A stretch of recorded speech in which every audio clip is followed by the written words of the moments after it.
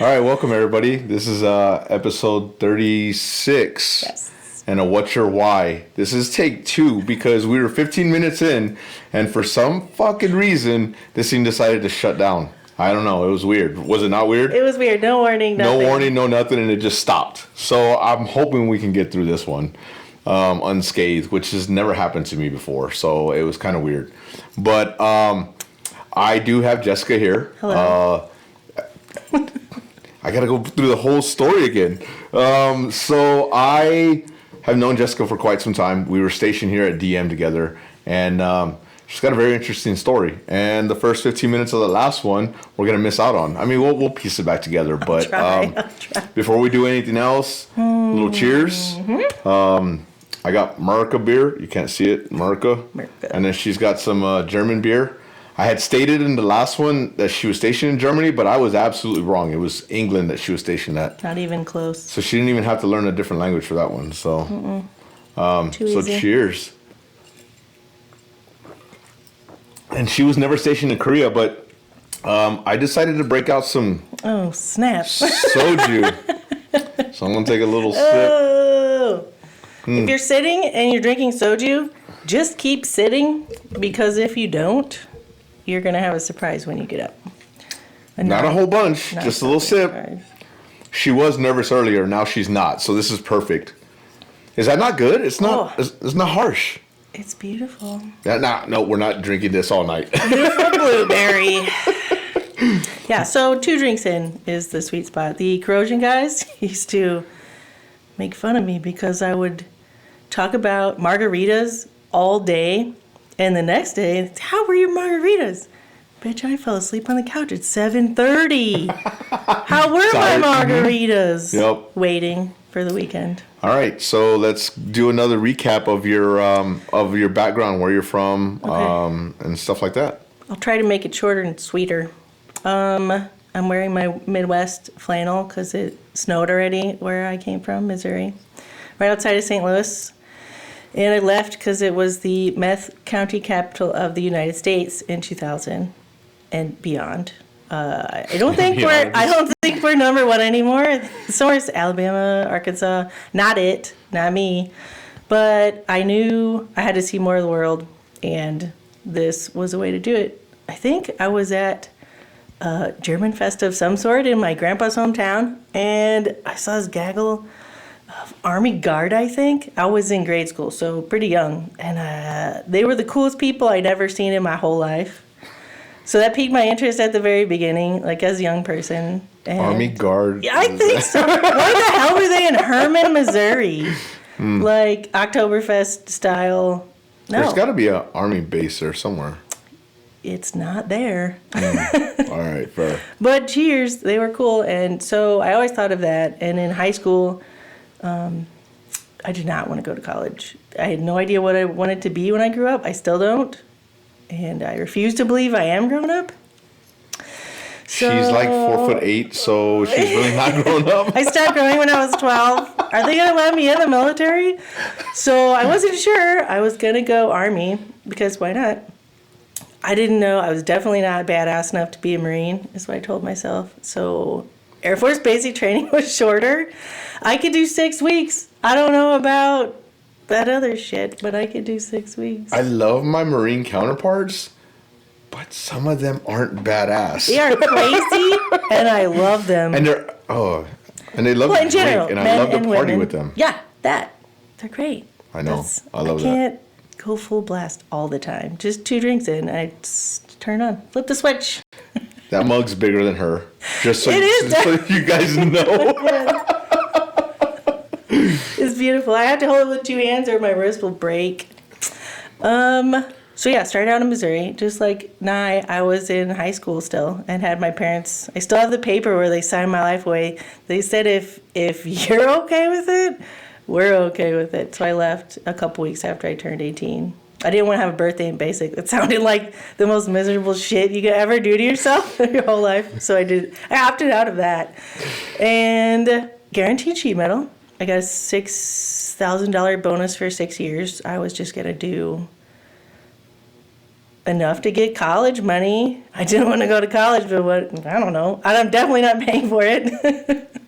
So I did 6 years for that, and then lucky enough, you never went overseas, right? I did. Oh, I was in besides Okinawa. Korea. No, I was in Okay, Okinawa. that's right. And then a whole bunch of TDYs and stuff too. Okay, I went to RAF Milton Hall, the green space out there on MH-53s. Oh, nice. RIP, and gunship C-130s and KC-135s. KC-135s, yeah. Yep. Little baby. I was over there for 9/11, actually. It's one of the pre-9/11 kids. And then I actually left there pregnant with my daughter.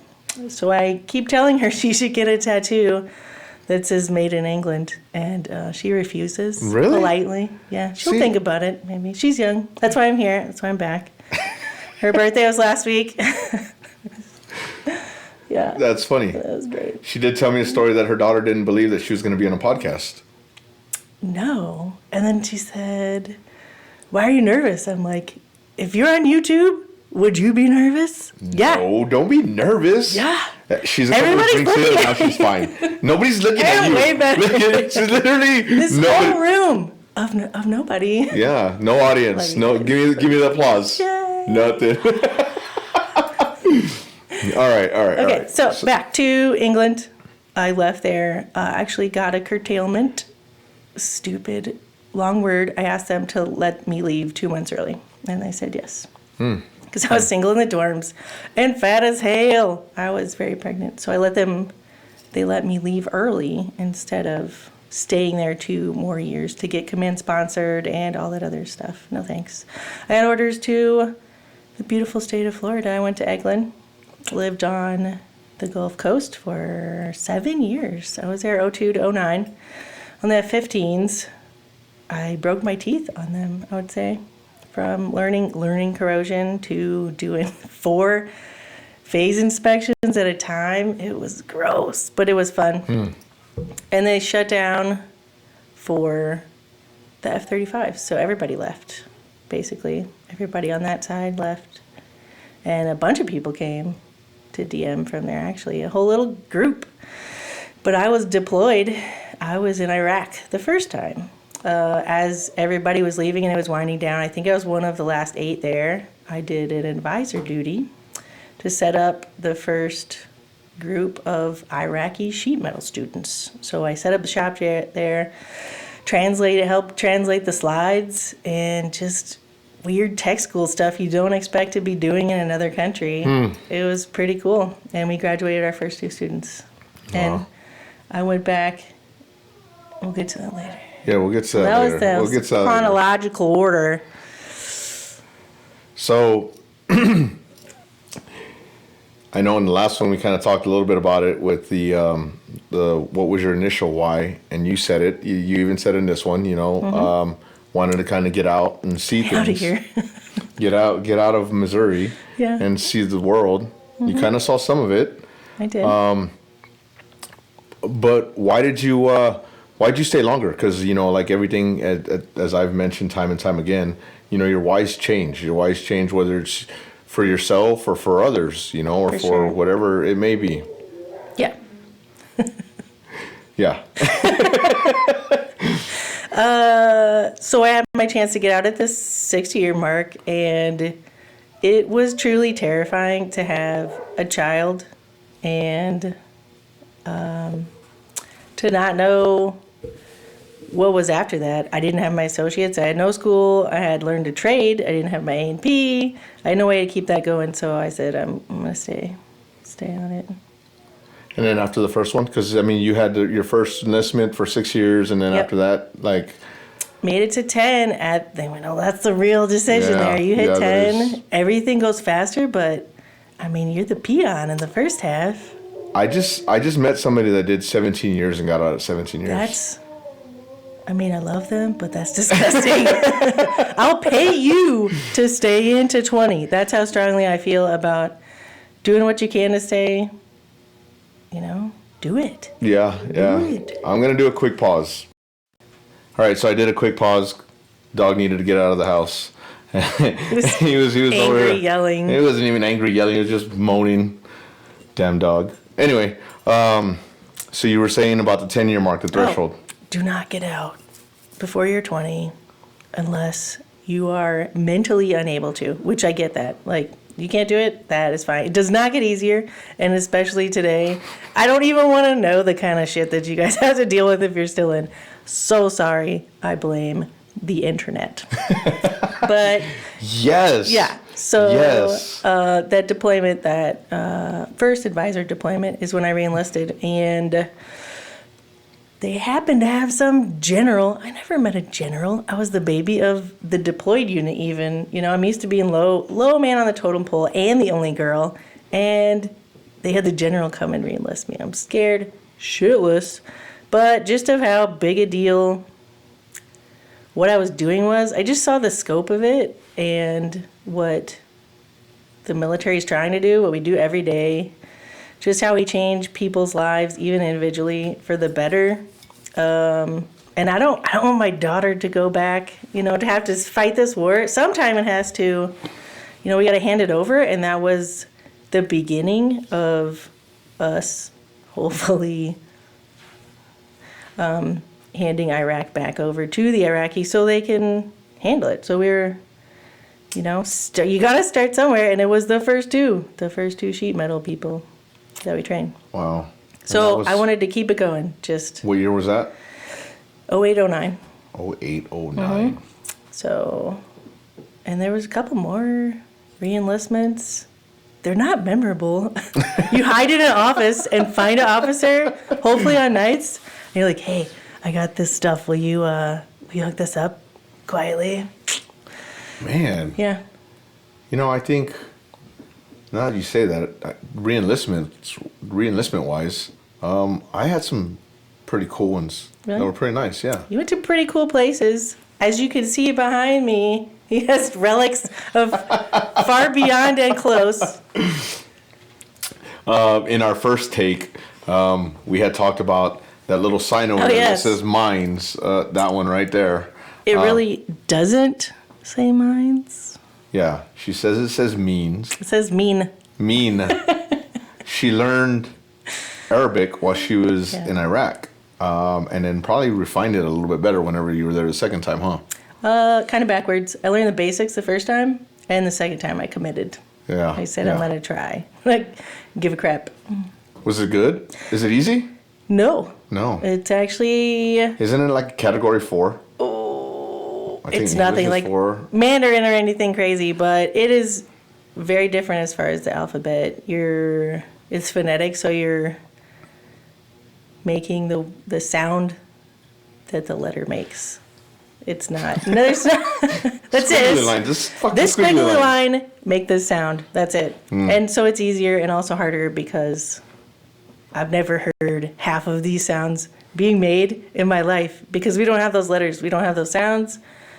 But it was beautiful. They always say immersion learning is the best. So a year literally working in a sheet metal shop with Iraqis was the way to do it. I heard it. So, you know, they had all different levels of speaking English, so it's a struggle back and forth. But one way or another, I know that that's a hammer, and this is the alcohol. Oh, there's a story for later. If you have time, you can hear the alcohol story. It's my ultimate favorite. But what else? I was telling her about that sign that it is. You used to be able to get, well, you would get an Article 15 if you took that sign. And that sign was dangling off of some wire that was there along the mine area. And, well, you definitely get in trouble with those. And I don't know how it ended up on my wall. We'll say you acquired it, so nothing happened. It was a precarious situation. So you saved it. Maybe I found it in a pawn shop or something. You don't know. Yeah. You made it. I don't know. You don't know. Yeah. Anyway. Oh, jeez. All right. So where are we? We're here. Yeah. We'll say deployment number 2. I've been here for a while. As a tech forever tech almost. Helicopters, search and rescue, Kuwait. was. Why was Kuwait a search and rescue? Wait, what year was this? This was 2012. Okay. I think. Okay. You just kind of were standby Syria type stuff? Hurry up and wait. Yeah. Yeah. Is there someone drowning in a sea that's close to us? Yes. All right, we'll go save them. That was my first gym rat experience. It was freaking glorious. It's amazing. You get addicted once you really go in to those endorphins that keep you going. You know. Oh, there's no power? Too bad. We're going to the gym with headlamps. Yes. The ghetto PJ prison gym in a clamshell. There's like... I definitely know how that was. My magical. last several deployments were like that. So. Magic. So that was fun. So now, kind of heard the whys. I don't think we heard the why you got out at 20 years instead of staying longer. So, the ultimate goal was to hit Master Sergeant. It's attainable. I'm not trying to make Chief and be in 35 million years, which would have been cool. I know some, and they're great. D-Flame. Yeah, I wanted to hit Bob Ross status, which is an angry Master Sergeant with hobbies so he doesn't strangle people. Basically, they're telling you you're in trouble if you don't figure your shit out. So mine wasn't really anger so much. But yeah, definitely had to fight for that stripe. Finally got it. But that was the goal, is to hit Master. You know, I can do that. That's attainable. And I didn't want to get out. I really didn't. I would have stayed in longer, but I got orders to Japan. Always wanted it. Was happy to hear that I got them, but I had my daughter, so that's 4 more years, and that's farther from my family. That's, I don't know. She was in high school. That's rough anyway. Let's drag you to another country. You don't speak the language. I didn't know how school worked over there, and I was, I think, a month into my 7-day option to where I could choose to retire or not in that year. So I punched instead of taking Japan. I can go now for $36 because I got that retired ID card. Good luck trying to get over there on one straight shot. I know. Let's hurry up and wait again. Is it $36?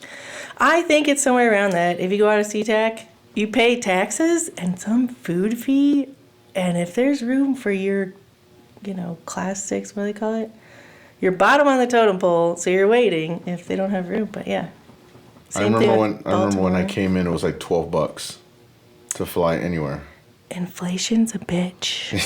$36 to fly to Japan, like. You know the price of eggs right now. Yeah, that's true. All right, $36. Now, you kind of told me a little bit about your career. What did you enjoy about it? Because, obviously there was some pretty good stuff that you did and some pretty crappy stuff, but what did you really enjoy about it? I think it's hard for the civilian peeps to realize the family you make. And most of it is trauma bonding, where you're all going through the same super fucking shitty shit. But you do it together, even in training to go places. You make besties in training. I have had people you wouldn't expect help me through the worst times in my life. And what is it? Fight Club. They call it, he says, single serving friends. Well, this is like summer school vacation friends. So you have for a deployment of 4 months or whatever. But you can, same thing. You can call them 5 months later and say, what the fuck are you doing? Where are you? You don't even know where they live anymore because they're not even at the same base. Where are you? What are you doing? How the hell are you? Are you still hammered every night? You're not? Oh, that is so great for you. I'm so glad you grew up. Just everything. But people, I've gone back to some of the same places I was. It is not the same. You don't have the same family. It is a family. I started the swings family dinners because they always felt left out, Swings giving, There's a huge party on days. Nights get screwed. All right, we'll have our own party. Let's do it. That's true. Make the best of where you are.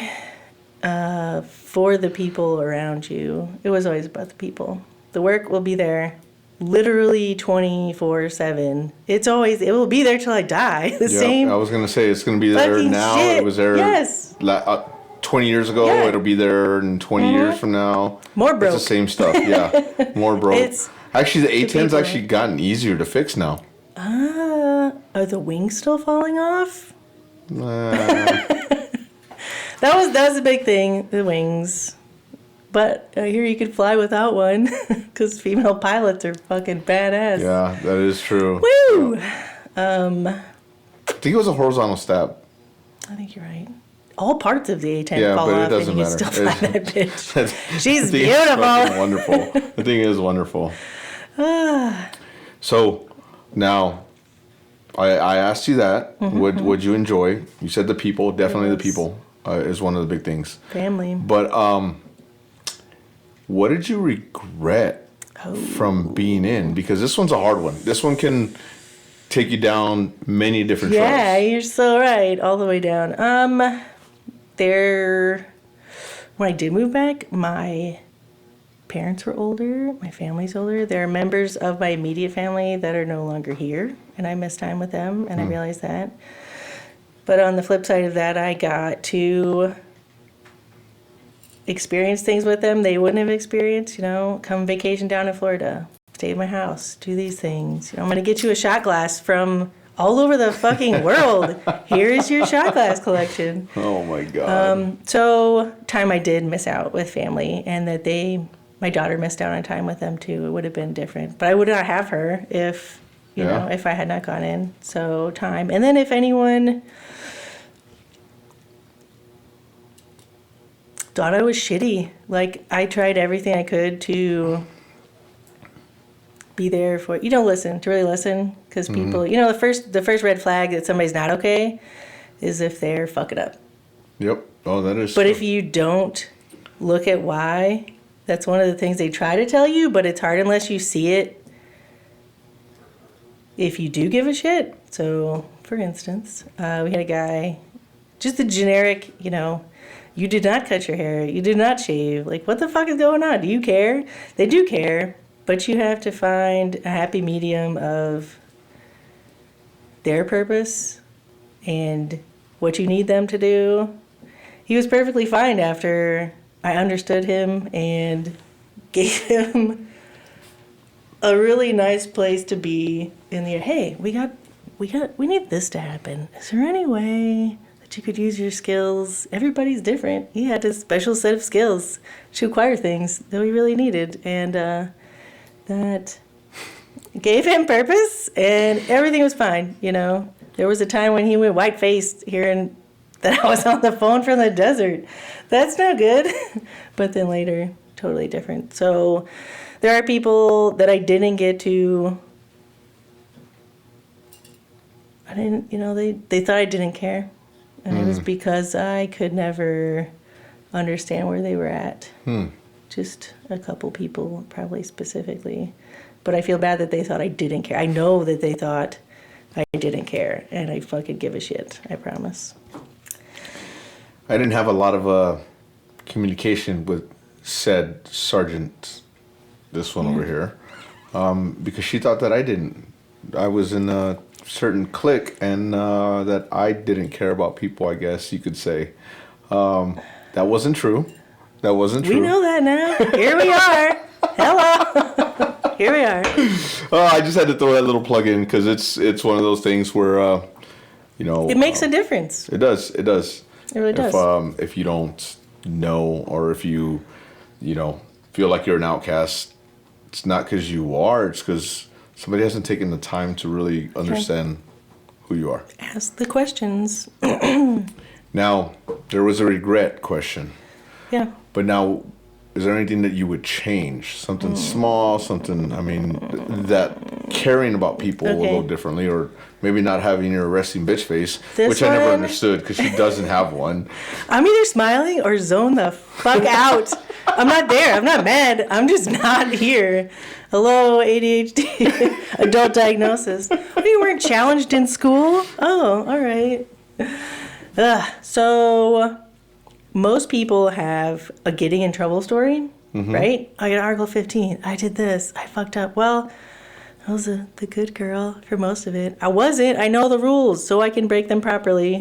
But my biggest fuck up, I would say, we were talking about making master the other day. And I made staff the first time. I made tech the first time. It was good numbers for sheet metal, so it wasn't a big deal. And then it took me till 2 years before I got out. I only had 2 years of master in before I retired at 20. Because 1 year I should have made it. I think we still had higher tenure and all that. I didn't tell you this. I'm not proud. I went to take the test. I went in for testing, and I did great on the first one. And I was in my car highlighting. They tell you to highlight everything you can remember. And I went back, and the door wouldn't open. And I peeked through, like, what the hell? Let me in. I got to take my test. And I look, and the time to come back, I went dyslexic on the time to come back, and I was there 9 minutes late instead of 12 minutes early. Oh. So they didn't score my tests. I almost got in trouble at the squadron for missing my I was there. I was in a fucking parking lot. And I backed up into the hallway of the, PDC on base. And I said out loud, I just fucked up my life. I didn't get a DUI. I just was not back on time. I took half the fucking test. And I didn't get in trouble. They said, you have punishment enough. You would have done this. I would have made master probably, I would say 3 years earlier if I had not. So is it better to have it and have it taketh away, or just be your own dumb self and miss it because you're dyslexic? It's a good question for you. Yeah, that one hurts. That one hurts. What is it? Did I say too much? Did I say too much? No. I don't even know the story. I've already said it many times that I lost my stripe. Okay, I don't know. But when she refers to staff sergeant, tech sergeant, master sergeant, that's E5, E6, E7.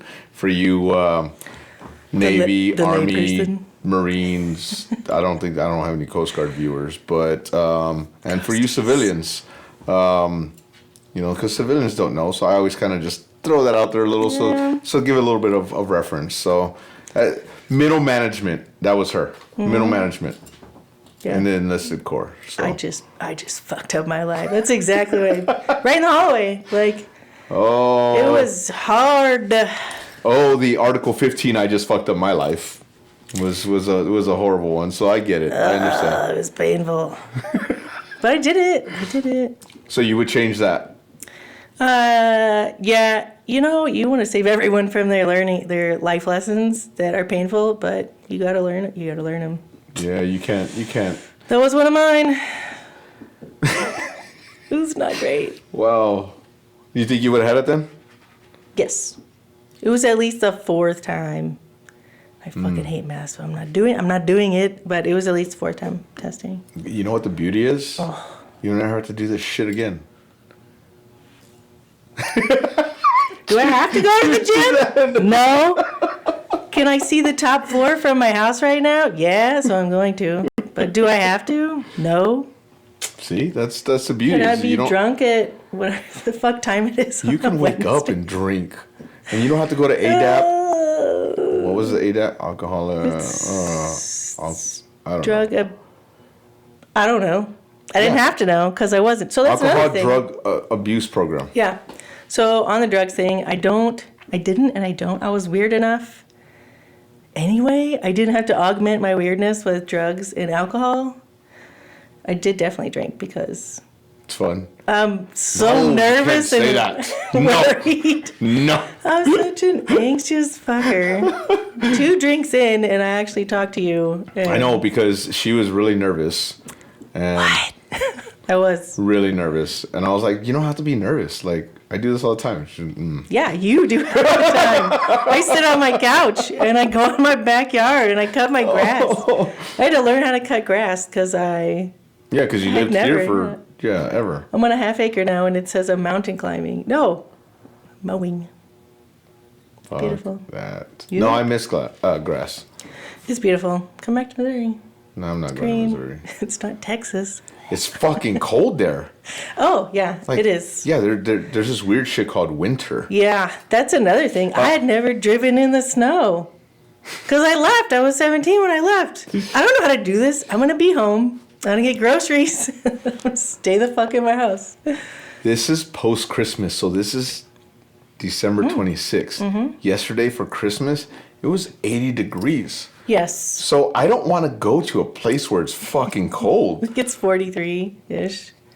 It's cold. No, you have to wear extra clothing. Like, I want to take this shit off. Yeah, fuck that. Fuck that. Keep that. A parka. All right. What else? Where are we at? Fondest memories. Woo! Because I know you have quite a bit. You have deployment stuff. You have home station stuff. You have nonsense. There's so much stuff I forgot. I forgot so much cool stuff. There's 10 times more I forgot than I remember. But does this stuff like kind of jar the memory a little and you just start thinking about things? Absolutely.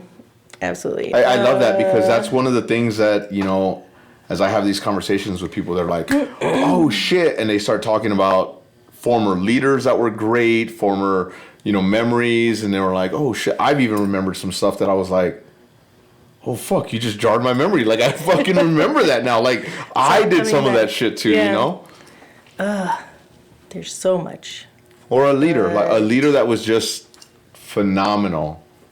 You don't have to mention names, people have, but you don't have to. Okay. But it's just one of those like, that stuff is good, you know, because your kid's gonna watch this. Yep. So as your kid watches this, you know, and you talk about the tattoo, you know, I was made in England. You know, but like there's gonna be little tidbits that your kid or your family sees, and then they're gonna be like, "Oh shit, what the hell?" For sure. Wait, are they all like real religious? Like where I can't say bad words because we're already 30 plus minutes in. They were pre-warned. Oh, they were. I warned everyone. I said, if you watch it, that's on you. This is a military podcast with veterans. You should expect all of the words. I don't say all bad of words. The, just every minute, just most of the minutes that are in an hour. 90% of them. Yeah. Oh, geez. If I'm awake, right? Even in your sleep, I'm sure you do. I don't. Sure. I might. God damn it. Fuck this. Fuck this. I'm not doing that. I can see that happening. That might be true. That might have happened a time or two. Oh, fondest memories. Oh, man. So we'll go people first. One of my favorites. He's not with us anymore, but he was our senior in Kuwait. And he actually made fun of me because my pants were too big. He said, "Why is your uniform so jacked up?" This is all I have. I've been in the gym. He's like, "Hold on. You did that here?" And it was a 4-month rotation, and we were there 2 months already. And half of it was winter. It's cold as shit. And I said, "Yeah, this is my pants that I brought. I can't buy more. We're in fucking Kuwait." And he's like, "Nope, that's it." So he was an Air Force power lifter for the Air Force for most of his career. And he said, "I'm adopting you, and you're going to be in the fucking gym every day." And I didn't take it literally. And one day the power was out. We're all in our, handmade movie theater to watch our crappy videos, and he flicks on his headlamp and he goes, "Lamecker, what are you doing?" "Sir?" He's like, "Meet me at the gym in 15 minutes. And I'm like, "God damn it, the power's down. I totally thought I had a day off." No, I didn't. I was doing rows and flies and whatever the fuck he wanted me to do. And I left there just absolutely ripped, looking amazing, feeling amazing. That was the first real adrenaline post-gym rush I ever got, and it was beautiful. So I thanked him for the rest of my life, knowing what it really feels like to be fit in yourself and feel great. And he was just an amazing person for everybody. And AFSOC, you guys know, you're all cool, and helicopters are great. It was my real first maintainer deployment, and I really felt it. Small group, and they take care of their own secret squirrel stuff. Yes, it all happens as it's meant to. So And the then- Green Air Force is way different than Big Blue. For those that Yes. don't know, Green Air Force is rescue, and Green Air Force Green feet. pretty much do whatever the fuck they want to do. Within a bubble of very wide boundaries. Very wide boundaries. Yes, I love they are that. in the They are. military. Yes, yes. They are. Yeah. And they perform as such and beyond. Yes, because I remember, when we were deployed, like, it wasn't just the operators, it was the maintainers that were scruffy and, like, not necessarily this, but a little bit lighter. Let me see that and I'm like, mustache. what the fuck? Yeah, the mustaches were like, Let me see down that here, mustache. and I was like, what the fuck? And you go to the Big Blue side and everybody be looking at you like, who the fuck are you guys? And it's just Douchey like, captains. Ugh, no thanks. So yeah, that's a whole different family. So that was my first real under my wing experience, I would say. And then there was, I guess, another senior female that just showed me how it's done because I saw her at another base I was at when she was, growing into her NCO responsibilities, and then got to meet her here in flight level, and it was just really great. You knew she cared. She was humble as all hell. she metal person? Nope. In the flight. And I knew I could tell her, hey, your shit's fucked up. And she'd be like, oh, damn. Oh, look at this. Ah, thanks. It wasn't, there's no bitterness. It's all just, we're growing. We're all, you're training your replacements. We're supposed to be helping each other. And that is what I really learned from her is it's so easy to be humble and take constructive criticism very well. You're not always right. And that's hard for anybody to learn, especially people who have never been lower on the totem pole, for sure. Or never had a woman tell them you're wrong. Absolutely, and I can prove it. That's not easy for a lot of people to take either. So she showed me how that was done. So 2 ways I really grew as a person was through those 2. Nice. And then the cohort. Go into the cohort. Speaking of alcohol. What was the coal hall? Baghdad. So I had only been there 2 weeks, and they had hazmat and just regular spray bottles with Sharpie on them. Whatever. It's Iraq. And I could not for the life of me read what the label was. It was in Arabic, and it started with a K, the K sound. I'm like, there's fucking, what? There's nothing. Oh yeah, I mean, like there's nothing in sheet metal in the world that I know of that starts with the K. Well, in Arabic, al is the. Alcohol, you drop the al, and it's the kohol. Alcohol. You don't need the al, it's the kohol. So for the rest of my freaking life, and I wouldn't have known that unless I gave a shit. I gave a shit enough to learn the Arabic alphabet and what that means. Nobody else would have been able to. Kohol, huh? The kohol. The So alcohol. isopropyl alcohol is kohol? It's the kohol. But you don't have to write the alcoholic. Al Jazeera. The whatever Jazeera means. I don't know. I can read it to you. It doesn't mean, the news. But this was the kohol. So for the rest of my life, I'm going to take a shot. I'm going to take a shot of the kohol. It's just a little gem. Just a little gem that gave me. But what the hell? What the fuck is this? Where am I? What is happening? Huh. Yeah, it was really difficult, but it was beautiful to play. It actually gave me the balls to go to Egypt just recently. Yeah, you went to Egypt. My family, shit's not great over there. So my family was really worried. And then it's like, well, I can, read numbers and ask where the hospital is. And like, oh, wait. Oh, yeah. I guess you have kind of done this stuff. Yeah, just kidding. It's Jess. We're fine. Was it good? Good time. It was freaking amazing. Bucket list. Holy shit. Did Do they it. give a shit about Americans? Yeah, because we have money. What tourist trade doesn't give a shit about Yeah, that's Americans? true. That's true. But yeah, the way I did it, it was slow, and I got to see literally everything that I ever wanted to. Don't be afraid to travel. Yeah. Get that ID card, that retired ID card, so you can do it for not thousands of dollars per trip across the pond. For sure. As we're winding down, is there any, for past, present, and future veterans, Okay. is there any advice that you would give them? I think on the first one we talked about, going to the VA and definitely getting seen. I don't think Yes. this was this episode. I think it was, Yep. This is a retake, or take two. So she had discussed, go get seen.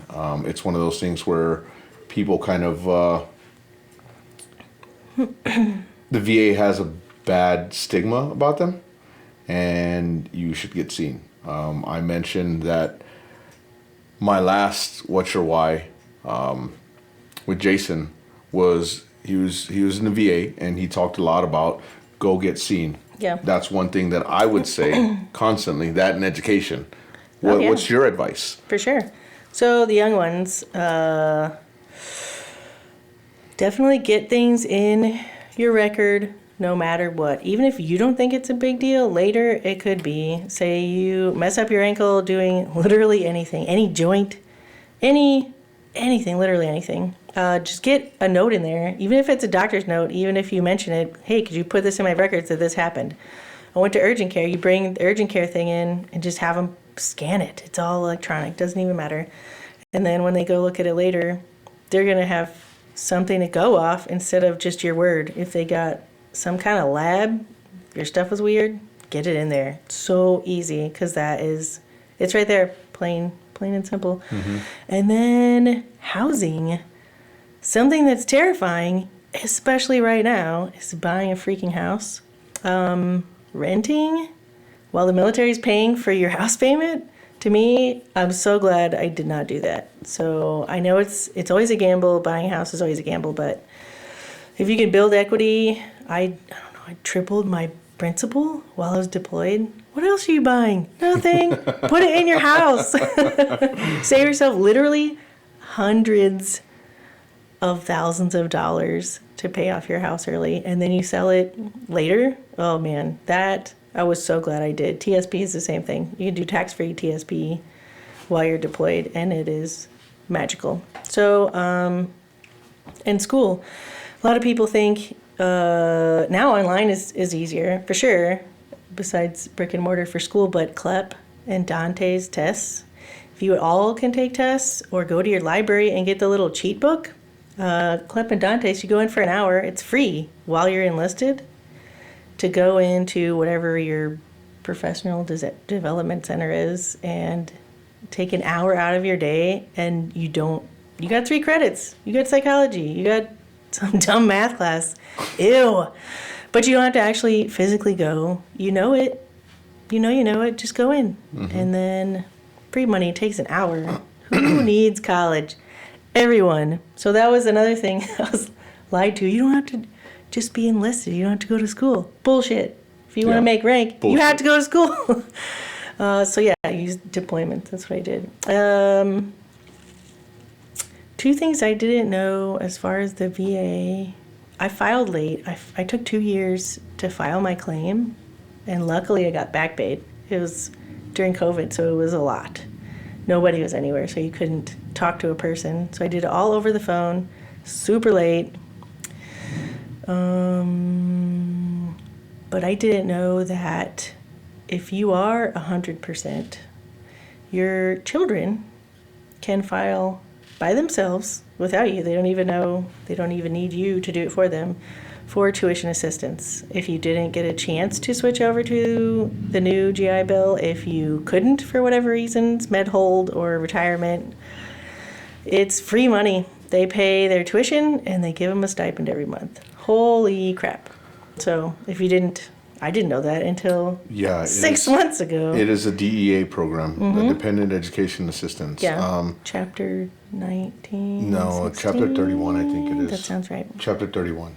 And that one's a little tricky because it's one of those where they pay full stipend a month and you have to pay it separate. They don't pay the tuition, so you have to go in and the kid has to go and pay the tuition separately. Okay. So they give them the whole stipend per month. I know because my daughter utilized it, and she didn't realize that they didn't pay for the schooling. Ooh, so yeah. Proud of that. Okay. Yeah. Some of the lucky few. Yeah. But definitely file for the VA, even if it's 30%. Who gives a crap? Later, your knee's going to go out because your ankle's bad. And then, there you go. Secondary issues. There it See? is. Your knee Absolutely. compensated for your ankle, and that's something that, we continually talk about. For real. Yeah. I think that's it. If you're in the middle, if you have over 11 years and you don't stay in, I feel bad for you. I'll pay you. I'll pay you money to stay in. Not legitimately. You won't. Your tax It's not a dollars. contract. Sorry, no, Your but tax you really dollars. should. It's just, there are things that I benefit from now that I never thought I would. And we also, like Nye said, they look past you. Nobody's going to know that my 5'3" ass was a master sergeant in the military when I park in the Lowe's veteran spot. And it gives you a little imposter complex.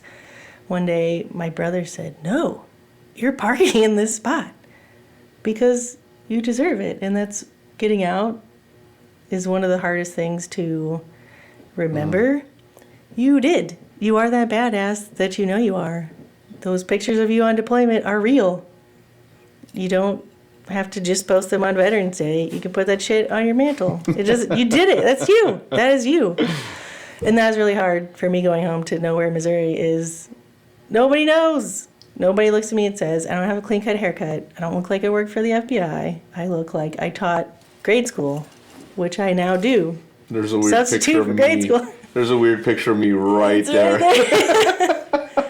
I wasn't going to tell you I noticed, but I noticed it. But yeah, so we're in his I Love Me room.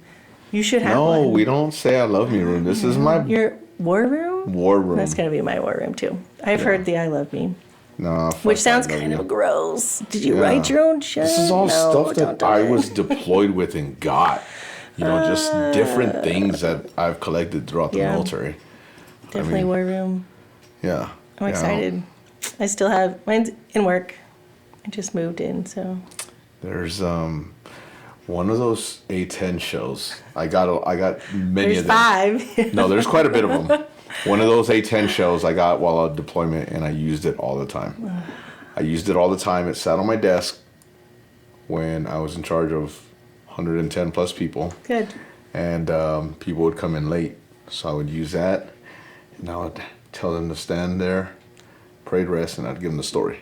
Nice. That this shell, while deployed to Afghanistan, was given to me after we got back because they brought back a whole bunch to give out to the individuals that deployed.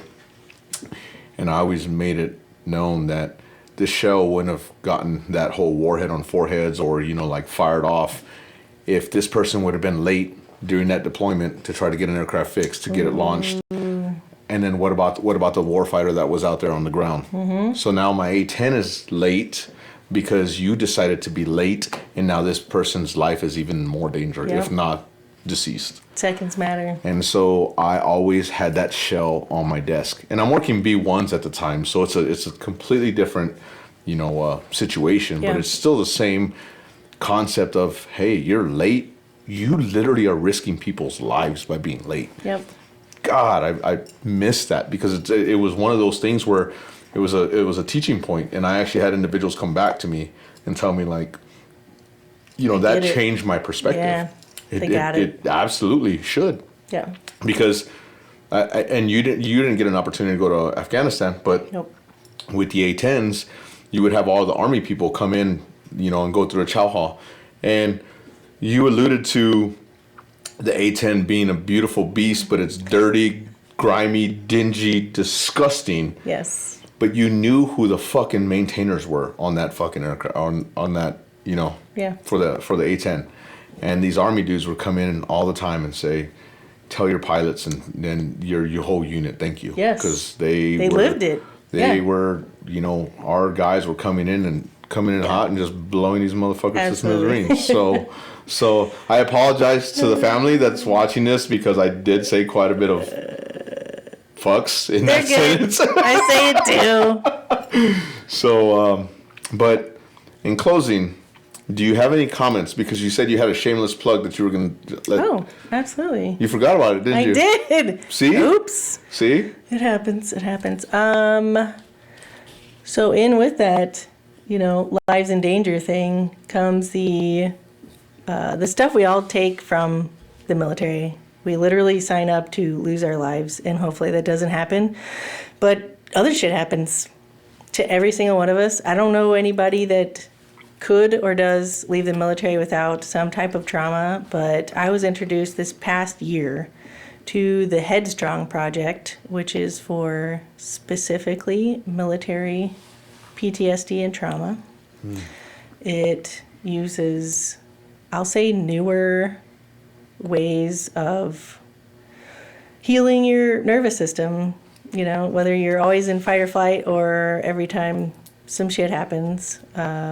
It's completely free, absolutely free. It's, I think, 30 plus sessions of Zoom therapy. Just absolutely amazing. They use EDMR. I don't know exactly what it stands for, but it's very new. Therapy is a Zoom call. Everybody has shit. Everybody has shit. I'll say the hardest part about it is doing it, actually just committing, hey, I need this, telling myself I need help. I need to do this. I want to be okay around my family. I want to be okay for the rest of my life, And the first couple times, you might backtrack. It opens shit up that you haven't thought about. It opens shit up to where you're feeling it instead of drowning it. But that's what you need. And it's support that isn't your family. You don't have to burden anybody else. But this mysterious, magical person that's trained to do it somewhere else. You see them once a week on a Zoom call, and it's really magical. I'm so thankful and grateful that it exists. I didn't know it did. One of my very, very special family members, her husband, who was, deep in Fallujah, like the real Purple Heart shit, used it, and she said, I think you need to try this. And I did, and I was so thankful. But the address, it's getheadstrong.org. Do it online. They Really? Send you a little survey. And Is it any combat veteran? Is it just veterans in general? it is military. Military? Yeah. And Okay. even if your children have specific, just try it. Go on, apply, and if they accept you, then 30 sessions, 30 plus. If Obviously, it goes beyond that, you'll get trauma-based, they're going to, PTSD and trauma.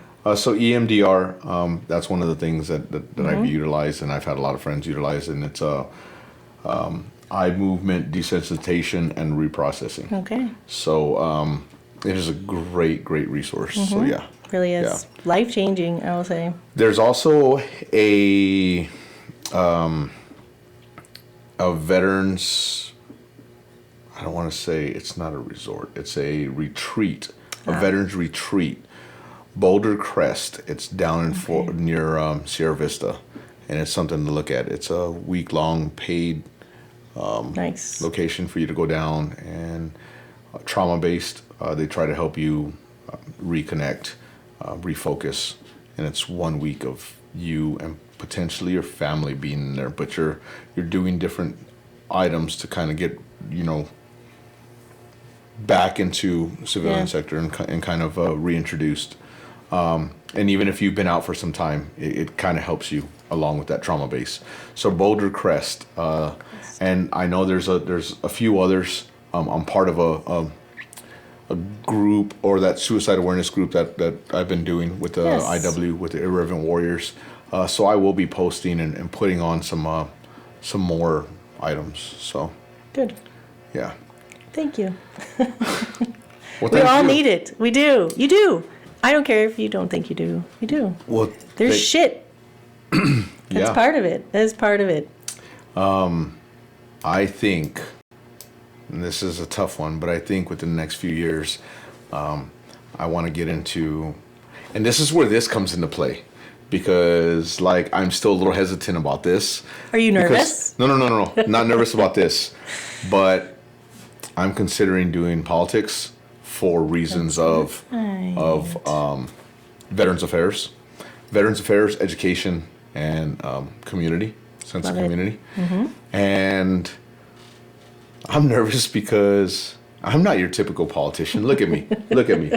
Do I look like a fucking politician? No, but I think I could be of a lot of benefit. But one thing that I'm worried about is stuff like this, because the civilian sector is going to judge. Yeah. And I'm like, fuck them, right? Like, fuck them.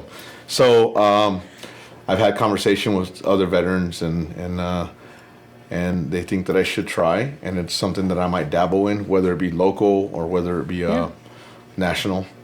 So go for it. Everybody has, I won't say skeletons, because they're probably not dead yet, but everybody has life. If you have lived in the military, you definitely have lived a full life, I will say, legitimately. a couple times over. Yes. And if you are over the age of 32, you know, you can't judge. You can't. Over the age of 32. I haven't hit that yet, so there's that. Not twice. Oh, Not God. Twice. Oh, that's a few more years. That's a few more years. But I appreciate the resource. I will put it down on the comments so that way you can take a look at it. I'm also going to put down Boulder, Crest, so it's there for everybody. I love doing the updates and the comments because, or not the comments, but like I'll do, and I haven't done it in a while, where I pull some resources from individuals that I know. Nice. And then I'll have an update conversation and just talk about different things. So, yeah. Vote for Pedro. No. I don't even need a slogan. Like, that shit's already out there. Like, I got T-shirts that say vote for Pedro because they've been gifted to me. Just wear the hat. That's it. No. Just wear the I hat. mean, I might, but... You did for 20. Why not a couple more? That's true. Thank you. But, you know, thank you for being here. I know that you traveled to see your child, and I'm kind of taken away from a little bit of that time. But I really appreciate it, to her family and friends. Please don't judge me because I said one or two little bad words, just a couple. I did too. But that's okay. That's okay. She's human. I'm probably not human. Who knows? We're trying. We're working on it. I kind of gave up on that. Oh man. But please, like I ask all the time, share this with individuals. Share it with your family. Yes. Have them subscribe. Have everybody subscribe, because as these things start coming out, and I don't know, maybe my political following can kind of come this route if that's the case. But there it is. I'm going to continue to do it. If Joe Rogan can potentially be an advisor to the president, and he smokes weed on his fucking podcast and does everything else, man. Holy fuck! Like, I get the opportunity to do this and drink some beer and still run for politics and stuff. Like, beautiful. Why not? Beautiful. Right? Beautiful. Man. And then I get to interview some pretty cool people. A lot of cool people. Everybody's a lot of cool people. Everybody's I love cool. you guys. They're fun, right? I did. I was doing my homework. Like, man, I didn't know that. Yeah. I didn't know this. Yeah, I remember and that like guy. I said, like, people pop up and you know, things just pop up in their heads, and they're like, oh fuck, I forgot about this. Old man Carter. Don't hate me. Yes. Yeah, It was Randy. good. All these faces. And that was pre this part. That was barbecue and beer. Yeah. This is a whole different veterans thing, which I might hit him up, good old Randy, and see if he wants to come back and kind of He'll do a hate whole you different. for seeing me. And and he didn't know I was in Tucson. What a jerk, Randy! If you watch this, I'm gonna send it to you, Randy. I'm sorry. Nope, you already did it. You already did it. So. Oops. But again, I appreciate it. Thank you guys for watching. Please like, share, comment. I'm going to San Antonio tomorrow, or I'll be there on Saturday, and I have a pretty good little lineup. I got Nice. probably 4 people that I'm going That's to interview. good. 5. I love it. Yeah, and Do I think on the last podcast I talked about an individual that I'm really excited to talk with, because he's got a phenomenal story of his recovery from an IED that he was a part of, I'm ready. I just want to. And then there's an individual that I really want to talk to that's in Phoenix that we've kind of had this conversation already, and there's a few that I want to go up there and have interviews with, but one of them has a very interesting take on life now, because he stepped on a mine and had to wait till they disarmed it.